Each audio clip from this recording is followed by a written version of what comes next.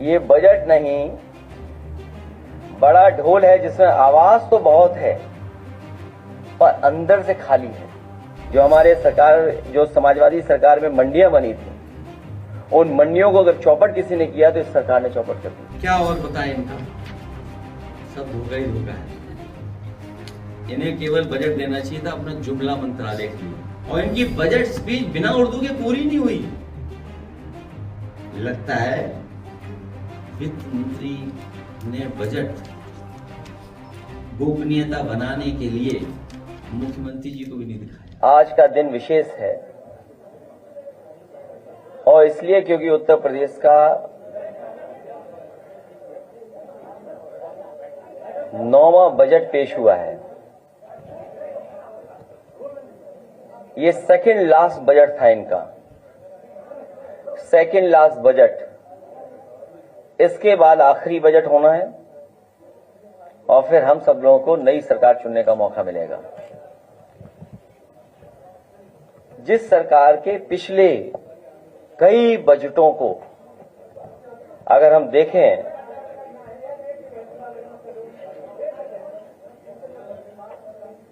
तो ये जो बजट हैं, इनके घोषणा पत्र से कोई तालमेल नहीं बनता इनका। इस बजट का और इससे पहले बजटों का कोई फोकस नहीं रहा। बिना विजन के बजट आए हैं। कोई रोड मैप तैयार नहीं था सरकार का कि किस दिशा में हम लोगों को उत्तर प्रदेश को ले जाना है, और कोई क्लैरिटी नहीं है बजटों में कि हम किसान या जो बेसिक चीजें हैं, लोगों की जरूरतें हैं, उनको कैसे किया जाए। ये बजट नहीं, बड़ा ढोल है। ये बजट नहीं, बड़ा ढोल है जिसमें आवाज तो बहुत है पर अंदर से खाली है। ये बजट खोखला है। ये बजट खोखला है। इस बजट का झोला खाली है। जनता को लग रहा है बजट आया ही नहीं है। वो पूछ रही है कि प्रवचन तो आया गया। जनता सोच रही है कि बजट आया ही नहीं। वो पूछ रही है प्रवचन तो आ गया, बजट कब आएगा। बजट देख करके बुनकरों का ताना माना रुक गया है और हथकरघे खामोश हो गए हैं। बजट देख करके जनता पूछ रही है कि जुमला मंत्रालय के लिए बजट कितना आवंटित किया है। विद्वानों की सभा में मूर्ख के लिए मौन ही आभूषण होता है। विद्वानों के सभा में मूर्ख के लिए मौन ही आभूषण होता है। और ये तो विधानसभा थी जहां पर बहुत जागरूक लोग थे। कुछ लोग उर्दू का विरोध उर्दू में किए। जो हमारे सरकार, जो समाजवादी सरकार में मंडियां बनी थी, उन मंडियों को अगर चौपट किसी ने किया तो इस सरकार ने चौपट कर दिया। कोई भी नई मंडी नहीं बनी है एक भी, जहां किसान जाकर के अपनी एमएसपी ले सके। ये डबल ब्लेंडर सरकार ने अगर एक भी मेगा फूड पार्क विकसित किया हो तो सरकार बताए। स्वस्थ प्रदेश बनाएंगे, इसके लिए हम एड लास्ट में एक दिखाएंगे आपको। पूरा मेडिकल डिपार्टमेंट को इलाज की जरूरत है। स्वास्थ्य विभाग को, पूरे स्वास्थ्य विभाग को इलाज की जरूरत है। और जब मैंने कैंसर इंस्टीट्यूट के परिसर में गया और मैंने जानना चाहा कि मरीज कहाँ इंतजार करते हैं, कहाँ आराम करते हैं, तो वहां पर देखा कि जहां पर ओपीडी बनी हुई है बिल्डिंग की, उसी पे जमीन पर अपना गद्दा बिस्तर लगा करके सो रहे हैं। और जो सबसे पहले मैं टकराया, गोरखपुर की बेटी से टकराया मैं। उसके ब्रेन में पानी निकालने का या ट्यूमर की शिकायत थी, कैंसरस था, इसलिए पानी निकाला जा रहा था। उसका फर्दर इलाज होना था। आप सोचिए, प्रदेश के मुख्यमंत्री 9 साल से हैं, 9 साल से। और गिनती कर लेना गोरखपुर कितनी बार गए, गोरखपुर कितनी बार पहुंचे हैं। कुंभ का तो गिनती आ गई है, कुंभ में कितनी बार गए वो। अयोध्या की भी गिनती आती है, बनारस की भी गिनती आती है। ये पहले मुख्यमंत्री जो इतनी बार गए हैं। सोचिए, गोरखपुर में जाने के बाद भी कैंसर का इलाज गोरखपुर में ना उनके बीआरडी मेडिकल कॉलेज में है और ना ही एम्स में है। उस गरीब परिवार को इलाज कराने के लिए लखनऊ आना पड़ रहा है, वो भी समाजवादी पार्टी की सरकार में बने हुए कैंसर इंस्टीट्यूट में। सोचिए आप, उसके लिए बजट, पर्याप्त बजट नहीं दे रही सरकार। कितने वर्ष लग गए उन्हें डायरेक्टर अपॉइंट करने के लिए। जब मैं एक बार औचक निरीक्षक करने गया था, ऐसे ही औचक निरीक्षक नहीं बोलेंगे, अपने बनाए हुए कैंसर इंस्टीट्यूट को देखने, बजट के दिन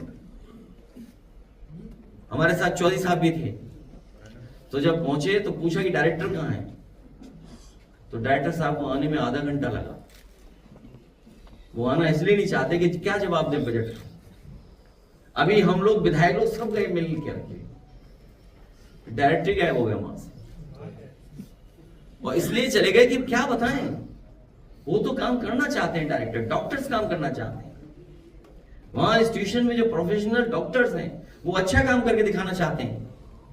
लेकिन सरकार ने नाम तो बदल दिया, लेकिन बजट नहीं दे रहा सरकार। वहां पर जो मशीन आनी थी, PET scan machine, one of the best machines ने वहां की, जो लगनी थी आज तक नहीं लग पाई हैं।